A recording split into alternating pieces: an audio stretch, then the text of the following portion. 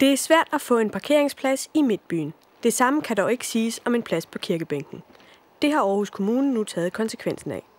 Pau Ravnstrup fra Park and Pray fortæller. At Domkirken har jo en smuk beliggenhed her midt i Aarhus, og generelt også et meget, meget smukt ydre væsen. Problemet er, at man ikke kan få en ordentlig parkeringsplads ind omkring centrum i den her by.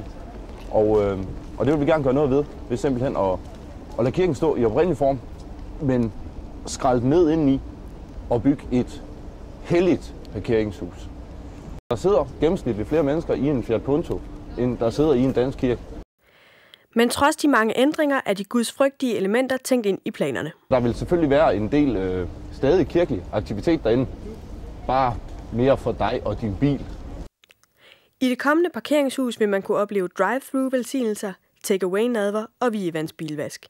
Byggeriet er i fuld gang, og der er allerede nationale visioner. Fra Aalborg til Maribo er det her sted en idé, der sagtens kan integreres i samtlige danske domkirkebyer.